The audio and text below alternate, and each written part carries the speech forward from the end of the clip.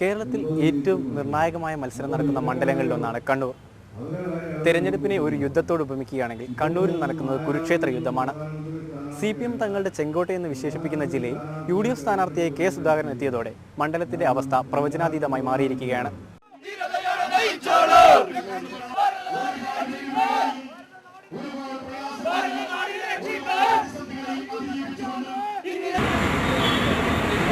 തൊഴിലാളികളുടെ കുടുംബാംഗങ്ങളെ, സഖാക്കളെ, സുഹൃത്തുക്കളെ, ഇരു മുന്നണികളും പ്രാധാന്യത്തോടെ കാണുന്ന മത്സരം. കണ്ണൂരിനെ സംബന്ധിച്ച് ആദ്യം പറയാൻ വരുന്നത് അങ്ങനെയാണെങ്കിൽ അധികം വൈകാതെ തന്നെ അഭിപ്രായം മാറ്റി പറയേണ്ടി വരും. ഇരു മുന്നണികളും അഭിമാനത്തിന്റെ പ്രശ്നമായി കാണുന്ന മത്സരം. അതാണ് കണ്ണൂർ ലോക്സഭാ മണ്ഡലത്തിൽ നടക്കുന്നത്. 1999 വരെ കണ്ണൂർ മണ്ഡലം UDFന് സ്വന്തമായിരുന്നു. UDFന്റെ മുല്ലപ്പള്ളി രാമചന്ദ്രൻ എന്ന മുതിർന്ന നേതാവിനെ അട്ടിമറിച്ച് AP അബ്ദുള്ളക്കുട്ടി മണ്ഡലം CPMന് സമ്മാനിച്ചു. കണ്ണൂരിൽ 2 തവണ വിജയപതാക ഉയർത്തിയ അബ്ദുള്ളക്കുട്ടി പക്ഷേ ഇക്കുറി UDFനൊപ്പമാണ്.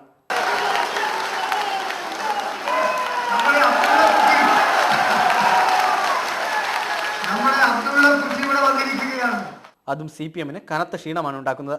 10 വർഷം MP ആയി നിന്നയാൾ തിരഞ്ഞെടുപ്പ് കാലയളവിൽ UDFന്റെ പ്രചരണ യോഗങ്ങളിൽ സജീവമായത് LDF ക്യാമ്പിന്റെ ഉറക്കം കെടുത്തുന്നു. യുവ നേതാവ് UDFൽ ചേക്കേറിയെങ്കിലും CPM അതിലൊന്നും കുരുങ്ങാതിരിക്കുമ്പോഴാണ് കണ്ണൂർ MLA കെ സുധാകരൻ തന്നെ മത്സര രംഗത്തെത്തിയത്. മണ്ഡലം സുഖമായി ജയിച്ചു കയറാൻ കഴിയുന്നതാണെന്ന് ഉറപ്പിച്ച CPMന് കനത്ത തിരിച്ചടിയായിരുന്നു സുധാകരന്റെ സ്ഥാനാർത്ഥിത്വം. മത്സരത്തിന് വേണ്ടിയുള്ള മത്സരത്തിൽ നിന്നും കേരളത്തിന്റെ ശ്രദ്ധ കവരുന്ന മത്സരങ്ങളിലൊന്നായി കണ്ണൂർ മാറിയതും ഇക്കാരണം കൊണ്ട് തന്നെ. ഒരിക്കൽ കൈവിട്ടുപോയ മണ്ഡലം തിരികെ പിടിക്കാൻ ഉറച്ചു തന്നെയാണ് ഇത്തവണ UDF ലോക്സഭാ തെരഞ്ഞെടുപ്പിൽ ഇറങ്ങുന്നത്. അതിന് ഏറ്റവും പറ്റിയ തേരാളിയെ തന്നെയാണ് UDF രംഗത്തിറക്കിയിട്ടുള്ളത്. യുവനേതാവായ അബ്ദുള്ളക്കുട്ടിയെ പടിയിറക്കി വിട്ടെങ്കിലും CPM വീണ്ടും യുവനേതാവിനെ തന്നെ രംഗത്തിറക്കിയതായി രാകേഷിന്റെ സ്ഥാനാർത്ഥിത്വത്തെ കാണാം. SFI മുൻ ദേശീയ ജനറൽ സെക്രട്ടറി ആയിരുന്ന രാകേഷ് പക്ഷേ മണ്ഡലത്തിൽ ചിരപരിചിതനല്ല. സംഘടനാപരമായും പ്രവർത്തന പാരമ്പര്യവും കണക്കാക്കുമ്പോഴും എതിർ സ്ഥാനാർത്ഥിയുടെ ഏഴയലത്ത് വരാൻ പോലും രാകേഷിന് കഴിയുന്നുമില്ല. CPM സംസ്ഥാന കമ്മിറ്റി അംഗമായ രാകേഷ് ഇതിനു മുമ്പ് പൊതുതെരഞ്ഞെടുപ്പിൽ മത്സരിച്ചിട്ടുമില്ല. BJP സ്ഥാനാർത്ഥിയെ കരുണാകരൻ മാസ്റ്റർ പാർട്ടിയിലെ മുതിർന്ന നേതാവും സംസ്ഥാന കമ്മിറ്റി അംഗവുമാണ്. വോട്ട് നില വർദ്ധിപ്പിക്കുക എന്നതിൽ കവിഞ്ഞ് BJPക്ക് മറ്റ് ലക്ഷ്യങ്ങളുമില്ല. പ്രചരണത്തിന്റെ ആദ്യഘട്ടം 3 സ്ഥാനാർത്ഥികളും പൂർത്തിയാക്കി കഴിഞ്ഞു. മണ്ഡലത്തിൽ മുഖവുര ആവശ്യമില്ലാത്ത UDF സ്ഥാനാർത്ഥി കെ സുധാകരൻ തന്നെയാണ് പ്രചരണത്തിൽ മുന്നിൽ നിൽക്കുന്നത്. തുടക്കം മുതൽ വാഹന പ്രചരണത്തിലും പൊതുയോഗത്തിലുമാണ് UDF സ്ഥാനാർത്ഥി ശ്രദ്ധ കേന്ദ്രീകരിച്ചിട്ടുള്ളത്. ഇത്തവണ തങ്ങൾക്ക് അനുകൂലമായി മണ്ഡലം വിധിയെഴുതുമെന്ന് കെ സുധാകരൻ ഉറപ്പിച്ചു പറയുന്നു.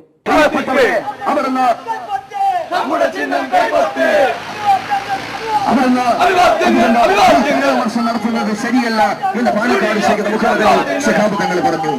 രണ്ടാമതായി ഒരു ദിവസം വൈകുന്നേരം RSS നേതാവ് എന്റെ പഞ്ചായത്ത് MLA എന്ന നിലയിൽ താൻ ചെയ്ത പ്രവർത്തനങ്ങളെ വിലയിരുത്താനുള്ള അവസരമാണിതെന്നും UPA സർക്കാരിന്റെ വികസന നയങ്ങൾക്കാണ് താൻ വോട്ട് ചോദിക്കുന്നതെന്നും കെ സുധാകരൻ വ്യക്തമാക്കുന്നു. ഞാൻ കഴിഞ്ഞ 7 തവണ അസംബ്ലിയിൽ മത്സരിച്ച ഒരാളാണ്.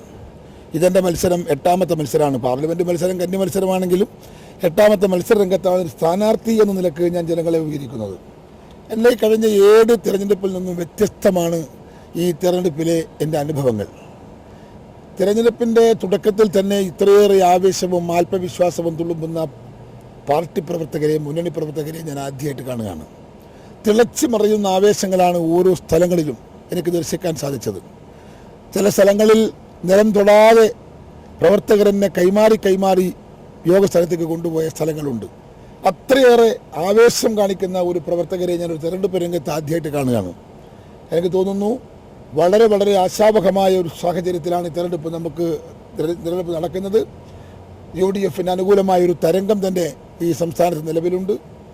പ്രത്യേകിച്ചും LDF എന്ന് പറയുന്ന ഒരു സംവിധാനം നിലവിലില്ല എന്ന ജനങ്ങളുടെ തിരിച്ചറിവ് അതങ്ങനെ ചിന്നിച്ചെതറിപ്പോയില്ലേ. ജനതാദൾ പോയി, CPI പോകാൻ പോകുന്നു, RSP പ്രണതഹൃദയരായി പ്രതികാരം ചെയ്യാൻ കാത്തിരിക്കുന്നു. പിന്നെ കൂടെയുള്ളത് മദനിയും നമ്മുടെ ജനശക്തിയുടെ രാമൻപിള്ള നേതാവുമാണ്. മറ്റൊരു പാരമ്പര്യമായി ഇടതുപക്ഷത്തിൻ്റെ ആരംഭത്തിലുണ്ടായിരുന്ന മുഴുവൻ രാഷ്ട്രീയ പ്രസ്ഥാനങ്ങളും CPMുമായി തെറ്റി മാറി നിൽക്കുമ്പോൾ ഇടതുപക്ഷ ജനാധിപത്യ മുന്നണി എന്ന പേരിന് തന്നെ അവർക്ക് അർഹതയില്ല എന്ന യാഥാർത്ഥ്യബോധം ജനങ്ങൾ തിരിച്ചറിയുന്നു. അതുകൊണ്ട് എനിക്ക് തോന്നുന്നു ജനങ്ങളുടെ മനസ്സിൻ്റെ അകത്തൊരു ഉറച്ച തീരുമാനമുണ്ട്. എല്ലാം ധിക്കാരം കൊണ്ടും എല്ലാം അധികാര പ്രമത്തത കൊണ്ടും അടിച്ചമർത്തി എല്ലാം വരുതിയിലാക്കാം എന്ന CPMൻ്റെ രാഷ്ട്രീയ തന്ത്രം കേരളത്തിലെ ജനങ്ങളുടെ മനസ്സിൻ്റെ അകത്തുണ്ടാക്കിയ നീരസം അതിശക്തമാണ്. അത് വളരെയേറെ ആഴത്തിലും പരപ്പിലും വേരോടിയിരിക്കുന്നു എന്ന അറിവാണ് എനിക്ക് ഈ തെരഞ്ഞെടുപ്പ് രംഗത്ത് കാണാനും ദർശിക്കാനും സാധിച്ചത്.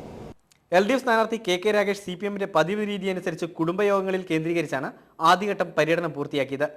ദിവസവും 30ഓളം കുടുംബയോഗങ്ങളിൽ സംസാരിക്കുന്ന രാഗേഷ് പ്രധാനമായും പ്രചരണങ്ങളിൽ ഉന്നയിക്കുന്നത് കേന്ദ്ര സർക്കാരിനെതിരെയുള്ള വിമർശനമാണ്.